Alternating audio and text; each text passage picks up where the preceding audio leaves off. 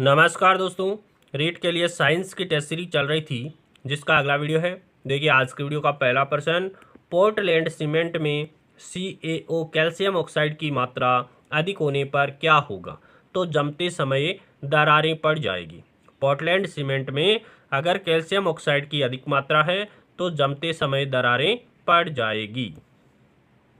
वाहनों से उत्सर्जित धुएं में किसकी उपस्थिति से प्रदूषण होता है? तो शीशे की उपस्थिति के कारण प्रदूषण होता है। शीशे का प्रतीक चिन्ह Pb होता है। जबकि कार्बन मोनोऑक्साइड है वो प्रदूषण का मुख्य घटक होती है। निम्नलिखित में से द्विपरमाणुक नहीं है। कौन सा द्विपरमाणुक नहीं है? क्लोरीन Cl2 द्विपरमाणुक है। आयरन Fe एक परमाणुक है। ऑप्शन ब यहाँ पर राइट रहेगा। हाइड्रोजन H2 द्विपरमाणुक है। नाइट्रोजन N2 द्विपरमाणुक है। एंटीजन निर्धारक निम्न में से किसमें पाए जाते हैं? तो प्रतिजन में पाए जाते हैं। एंटीजन निर्धारक निम्न में से किसमें पाए जाते हैं? प्रतिजन में पाए जाते हैं।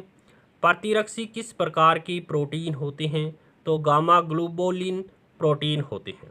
प्रतिरक्षी किस प्रकार के प्रोटीन होते हैं? गामा ग्लोबुलिन प्रोटीन होते हैं। प्रतिरक्षात्मक अंग कौन सा है? अस्थिमज्जा भी है, थाइमस ग्रंथि भी है, यकृत ग्रंथि भी है। ये सारे प्रतिरक्षात्मक अंग है। कौन सा प्रतिरक्षी प्रत्युर्जता या एलर्जी क्रियाओं में हिस्सा लेती है? तो IgE जो प्रतिरक्षी है वो एलर्जी और प्रत्युर्जता क्रियाओं में हिस्सा लेती है। हृदय और उसकी बीमारियों के अध्ययन से संबंधित विज्ञान को क्या कहा जाता है? तो कार्डियोलॉजी कहते हैं। हृदय और उसकी बीमारियों के अध्ययन से संबंधित विज्ञान को कार्डियोलॉजी कहा जाता है। देखिए हेपेटोलॉजी में यकृत का अध्ययन किया जाता है।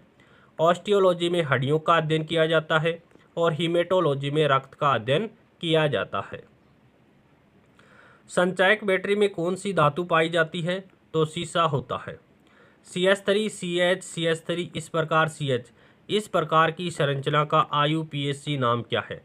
तो देखिए इसको ट्राई मेथिल, 3 मेथिल समूह जुड़े हुए हैं इसलिए ट्राई मेथिल और मेथेन कहते हैं। ट्राई मेथिल मेथेन इसका IUPAC नाम है। या फिर इसको कहते हैं 2 मेथिल प्रोपेन, क्योंकि दूसरे नंबर के कार्बन पर मेथिल समूह जुड़ा हुआ है और एक सीधी चयन का निर्माण होता है तो 2 मेथिल प्रोपेन हो जाएगा या फिर ट्राई मेथिल मेथेन हो जाएगा। निम्नलिखित में से अधातु नहीं है। ऑर्गन अधातु है, हीलियम भी अधातु है, ऑक्सीजन भी अधातु है। सोडियम है वो अधातु नहीं है, ये क्या है? धातु है। Organ, helium, oxygen, hydrogen, nitrogen, chlorine, phosphorus, sulphur, ये क्या है? ये अधातु है। सामान्य वयस्क व्यक्ति में हृदय का वजन कितना होता है? तो 300 ग्राम होता है। पुरुष में 300 ग्राम होता है, महिला में हृदय का वजन 250 ग्राम होता है और नवजात शिशु में हृदय का वजन 20 ग्राम होता है। हृदय के चारों ओर पाई जाने वाली झिल्ली को क्या कहते हैं? पेरिकार्डियम कहा जाता है। हृदय के चारों ओर एक झिल्ली पाई जाती है जिसको हृदयावरण या पेरिकार्डियम कहा जाता है।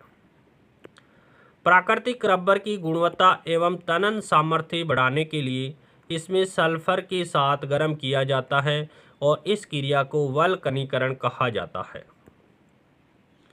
क्लोरोफिल वर्णक में कौन सी धातु पाई जाती है? तो मैग्नीशियम पाया जाता है। जल का द्रव्यमान अनुपात कितना है? 1:8 होता है। कैसे होता है देखते हैं। देखिए H2O, यहाँ पर H2 लिख दिया, यहाँ पर ऑक्सीजन लिख दिया। हाइड्रोजन में P+N, प्रोटॉन और न्यूट्रॉन कितने हैं? तो देखिए हाइड्रोजन के 2 परमाणु भाग ले रहे हैं तो 2 × 1 + 0, 1 प्रोटॉन है और न्यूट्रॉन इसमें है नहीं। फिर 2 को 1 से गुणा कर दिया, 2 आ गए। इधर ऑक्सीजन में प्रोटॉन और न्यूट्रॉन 8 + 8 होते हैं, 16 हो गया। 2:16 अनुपात को हमेशा न्यूनतम रूप में लिखते हैं तो 2 से काट दिया, 1:8 आ गया। डॉल्फिन व ब्लू व्हेल का हृदय कितना कोष्ठीय होता है? हृदय कितना कोष्ठीय होता है? डॉल्फिन और ब्लू व्हेल का हृदय 4 कोष्ठीय होता है। सभी स्तनधारियों में 4 कोष्ठीय हृदय पाया जाता है। किसमें? सभी स्तनधारियों में। स्तनधारी को मेमेलिया संघ भी कहा जाता है। इसके अंदर पशु आते हैं, मनुष्य आता है, ब्लू व्हेल आता है, डॉल्फिन है। ये सारे क्या है, स्तनधारी वर्ग के उदाहरण है।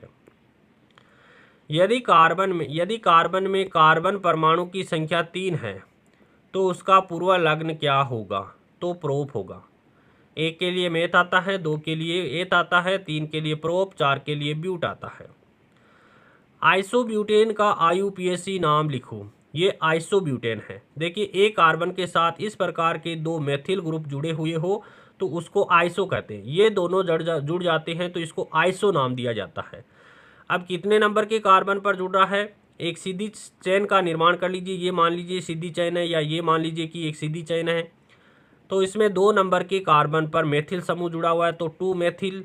और सीधी श्रृंखला में कितने कार्बन आ रहे हैं, 3 कार्बन आ रहे हैं। 3 के लिए प्रोप और सिंगल बॉन्ड है तो N लग जाएगा, तो 2 मेथिल प्रोपेन हो जाएगा। PAN का पूरा नाम क्या है, पॉलीएक्रिलोनाइट्राइल होता है।